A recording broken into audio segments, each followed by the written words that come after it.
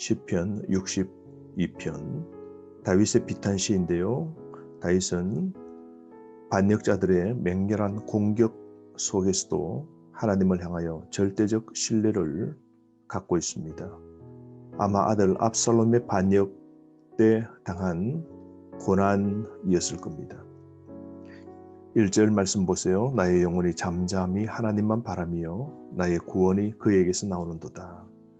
잠잠히 그는 하나님을 신뢰하며 침묵합니다. 낙심과 실망과 급박한 삶의 위기를 당해서 인생이 흔들려도 하나님의 도우심만 보기로 시인 저자인 다윗은 결심합니다. 2절 말씀 오직 그만이 나의 반석이시요 나의 구원이시요 나의 요새이시니 내가 크게 흔들리지 아니하리로다. 환난 중에 다윗은 오직 하나님만 신뢰하겠노라 고백합니다. 마음의 쉼 그것은 하나님께 있음을 그는 확실하게 믿습니다.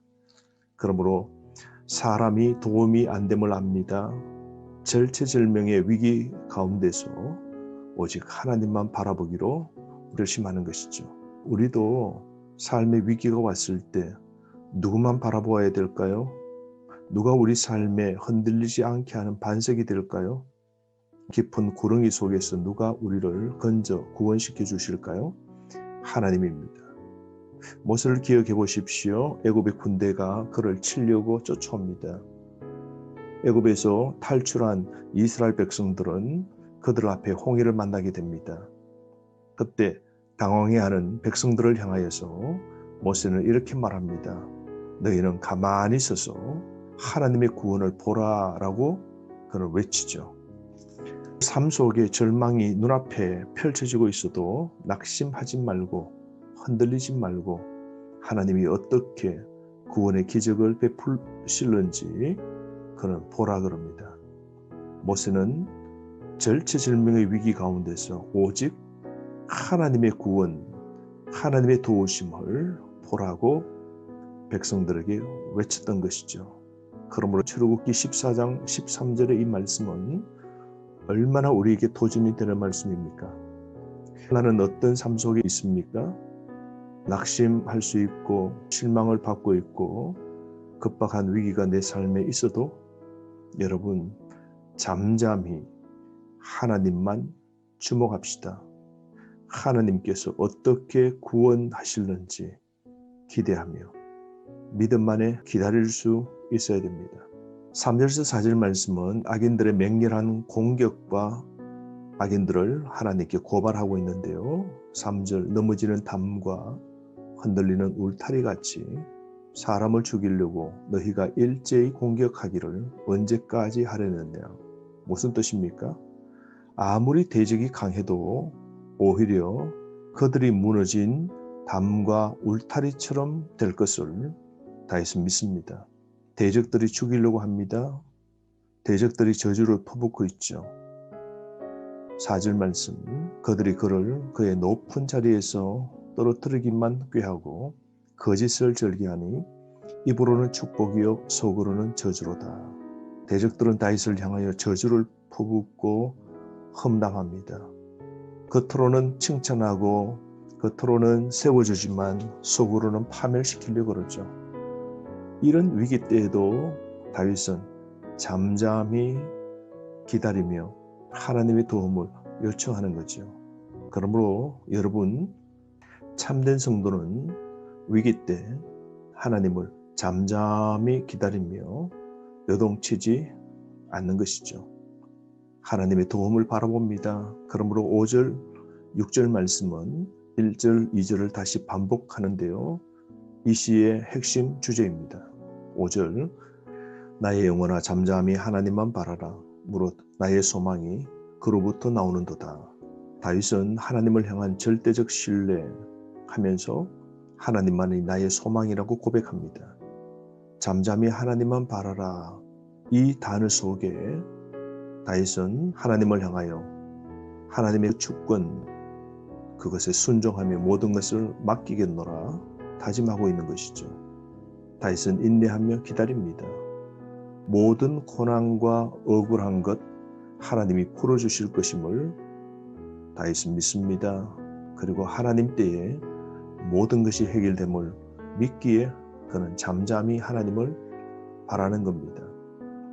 하나님을 소망하면서 하나님을 향한 신뢰의 시선을 보내는 것이죠.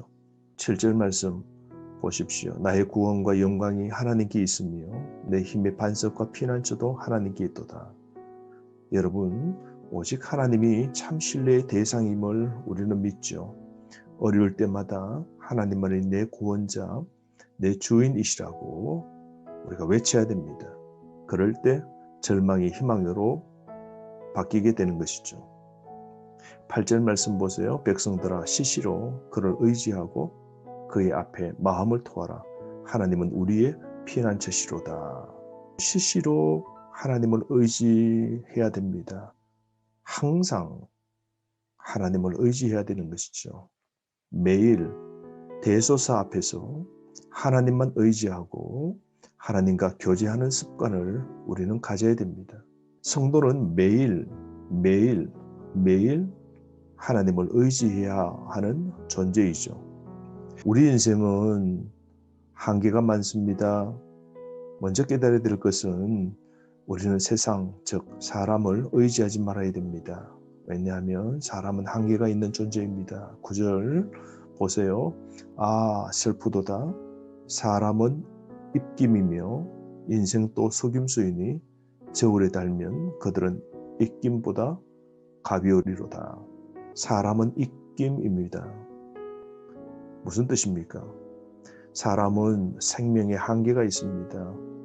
우리 사람은 후 하고 불면 우리 입에 나오는 전기가 공기 중에 순식간에 사라지는 것처럼 인간은 지식, 능력, 생명 모든 것이 한계에 있는 존재입니다.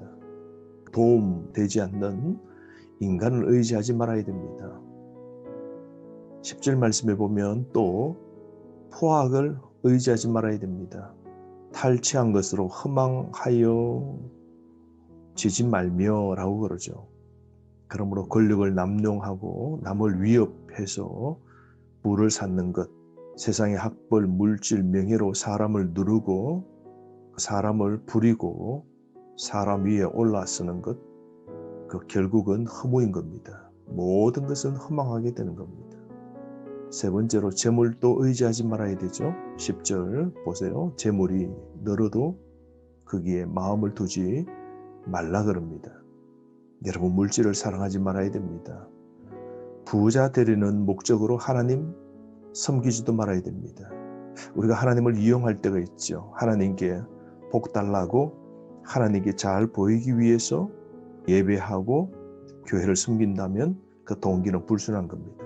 그러므로 하나님 외에 그 어떠한 것도 마음에 두지 말아야 됩니다.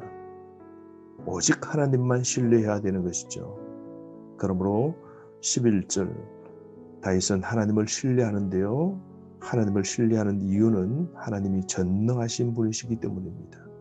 왜냐하면 전능하시기에 인간을 도와주실 수 있으신 것이죠. 11절 보세요. 하나님이 한두 번 하신 말씀을 내가 들었다라고 그럽니다. 하나님이 한 번 말씀하셨으나 다윗은 두 번 들었다는 뜻입니다. 하나님이 한 번 말씀하실 때 다윗은 자주 그 말씀을 되뇌이고 생각하고 묵상했다는 것이죠. 또 다른 뜻은 하나님이 한 번 말씀하실 때 귀로 듣고 또 한 번은 마음으로 들었다는 것이죠. 이 말씀은 다윗은 하나님 말씀은 무조건 신뢰했다는 겁니다.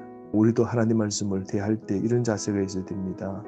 하나님 말씀을 보고 묵상하고 설교를 들을 때 하나님의 말씀 무조건 신뢰하고 순종하고 들을 자세를 취해야 되는 것이죠. 그러므로 여러분, 전능하신 하나님을 신뢰한다면 우리는 오늘 절망 가운데서도 고난 가운데서도 침묵할 수 있고 기다릴 수 있는 것이죠. 잠잠히 그분을 바라볼 수도 있는 것이죠. 그러므로 한순간도 하나님의 도움 없이 살 수 없는 존재임을 우리는 잊지 말아야 됩니다. 오늘 깨어 삽시다. 하나님의 도우심을 바라보며 삽시다. 12절 말씀처럼 신실한 삶을 사는 자에게 하나님은 반드시 훗날 행한 대로 하나님이 보상해 주시지만 회개하지 않고 악을 행하고 제멋대로 산 사람은 하나님이 반드시 그 행한 대로 심판하실 겁니다. 오늘 하루 뭘 하든지 깨어 삽시다. 그리고 지금 이 고난 앞에서도 해답을 알지 못하고 어떻게 이 문제가 풀리는지 답답해 하는 순간에도 잠잠히 하나님만 바라봅시다. 왜냐하면 우리의 소망은 오직 하나님으로부터 나오는 것이죠. 하루 다시 주님을 바라봅시다. 하나님을 신뢰하면서 침묵하고 원망 불평은 거두고 하나님을 신뢰함으로 하나님만 바라보는 시선으로 오늘 종일 살기를 원합니다. 주신 말씀을 가지고 하루 승리하십시오.